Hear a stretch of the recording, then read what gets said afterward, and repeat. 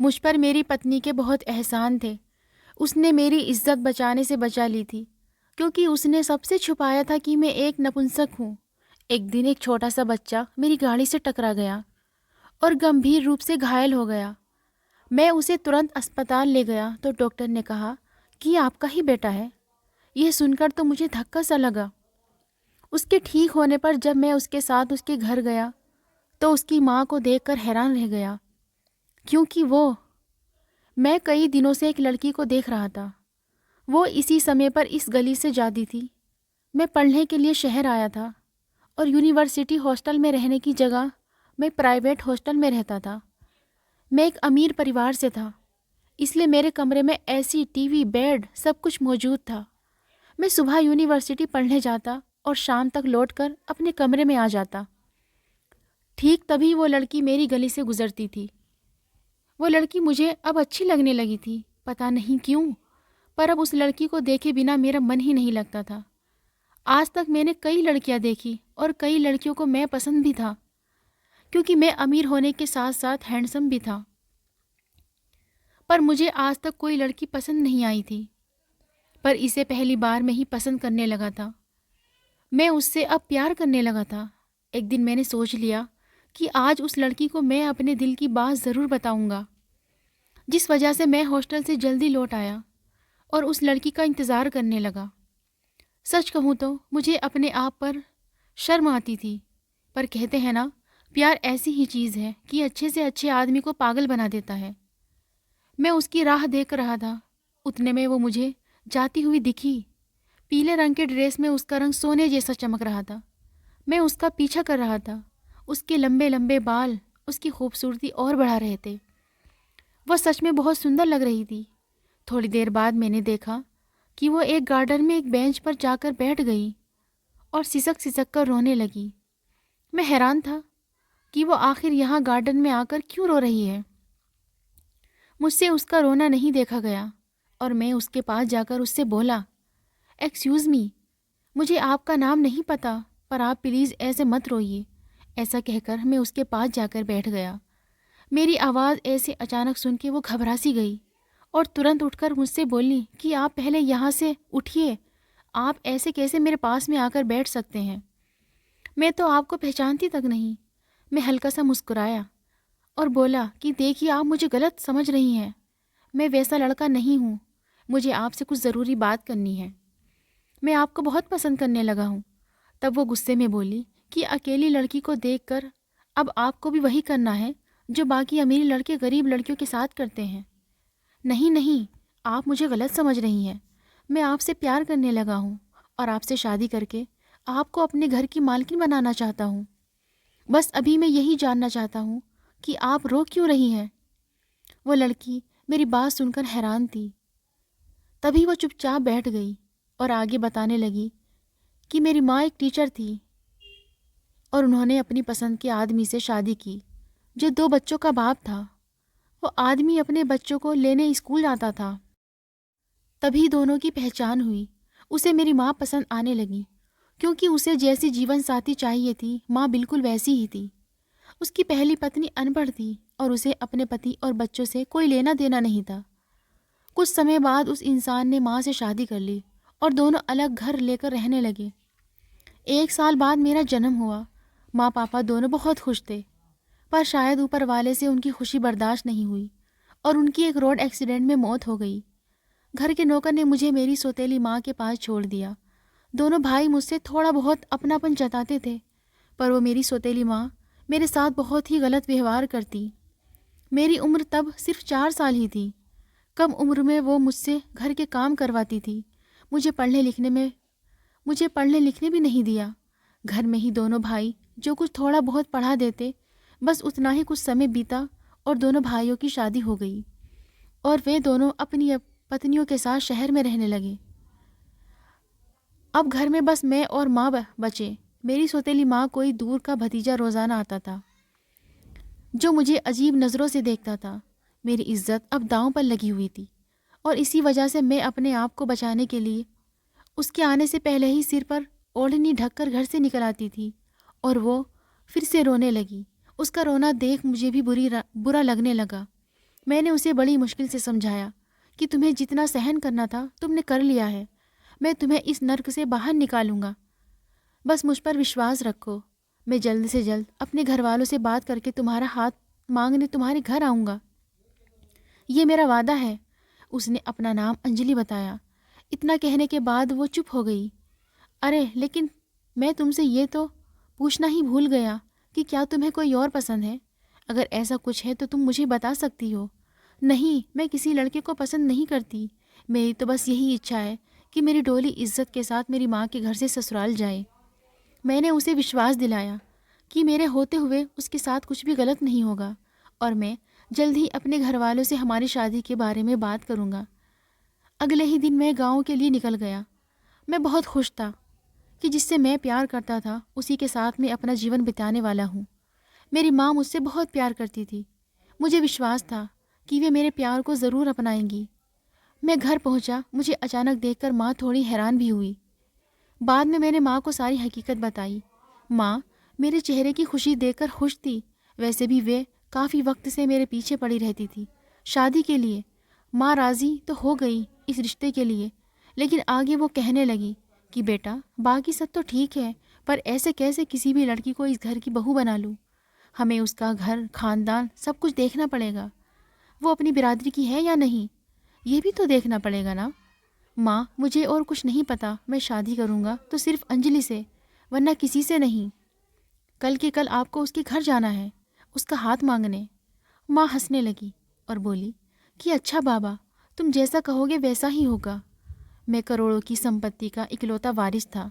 मुझे विश्वास था कि अंजलि की माँ तो आसानी से राज़ी हो जाएगी, क्योंकि उसे किसी भी तरीके से अंजलि से छुटकारा चाहिए।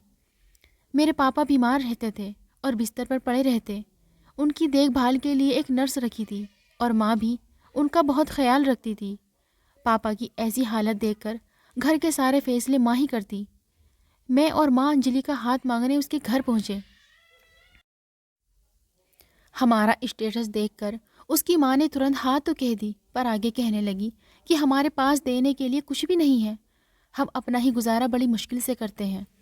हमने उनसे कहा कि आपकी लड़की के अलावा हमें और कुछ नहीं चाहिए, बस हमें इसी महीने में शादी करनी है। अंजलि की माँ इस शादी के लिए राज़ी हो गई और इस तरीके से मेरी और अंजलि की शादी हो गई। मैं बहुत खुश था कि मुझे मेरा प्यार मिल गया है। मेरे तो मानो पैर ही ज़मीन पर नहीं रुक रहे थे। अंजलि भी इस शादी से बहुत खुश थी। उसने भी अपने जीवन में बहुत कुछ सहन किया था। शादी की रात मुझे पता चला कि अंजलि को डायरी लिखने की आदत है। उसने उस डायरी में सब कुछ लिखा था कि कैसे हम मिले, कैसे हमारी शादी हुई। उसने यह भी लिखा था कि कैसे उसकी माँ उस पर अत्याचार करती थी। अंजलि ने आज तक बहुत दुख देखे थे, इसलिए मैंने खुद से वादा किया कि उसने जितना दुख झेला है उससे कहीं ज़्यादा सुख उसे दूंगा। मेरे पापा भी इस शादी से बहुत खुश थे। मुझे अपनी पढ़ाई पूरी करनी थी, इसलिए मैं शादी के 15 दिन बाद शहर वापस लौटा। पर मैंने अंजलि से वादा किया कि जल्द ही शहर में हमारा रहने का ठिकाना कर लूँगा और तुम्हें जल्द ही अपने पास बुला लूँगा। मैं भी तुम्हारे बिना ज़्यादा दिन अकेले नहीं रह सकता। मेरे घर से निकलते समय उसकी आंखों में आंसू आ गए और उसका गला भर आया था। 15-20 दिन बाद मुझे जैसा घर चाहिए था मैंने ढूंढ लिया। अंजलि जैसी सुंदर और संस्कारी पत्नी मिलने से मैं बहुत खुश था।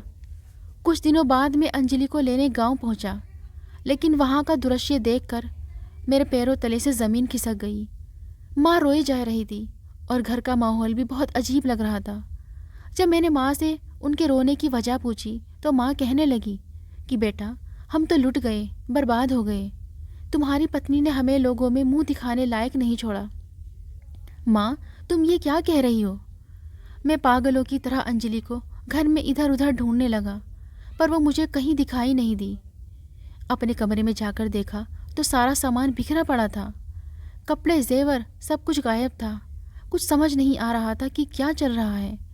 दिमाग ने तो जैसे चलना ही बंद कर दिया हो। मैंने ज़िंदगी में कभी किसी का बुरा नहीं चाहा, फिर मेरे साथ ही ऐसा क्यों हुआ? मैं दिन भर अपने कमरे में बैठा रहता। कई बार मन में अपने आप को ख़त्म करने का भी विचार आया। अंजलि मेरे प्यार और विश्वास को तोड़कर अपने प्रेमी के साथ भाग गई थी। उसे सिर्फ मुझसे पैसे चाहिए थे, इसलिए उसने मेरा इस्तेमाल किया। जब मैं शहर लौट गया तो वो घर के पैसे और जेवर लेकर अपने प्रेमी के साथ भाग गई। यह सब मुझे मेरी माँ ने बताया। माँ ये भी कह रही थी कि ऐसी लड़कियाँ ऐसी ही होती हैं, गरीब होकर अमीर लड़कों को फंसाती है। यह सब सुनकर मेरा दिमाग फटा जा रहा था। दिन बीते और एक दिन मेरे मन में ख्याल आया कि ऐसी करेक्टर लेस लड़की के लिए अपनी ज़िंदगी बर्बाद करने से अच्छा है कि जिन्होंने मुझे जन्म दिया है, मेरा हर समय ख्याल रखा है, मैं उनके लिए जीऊँ।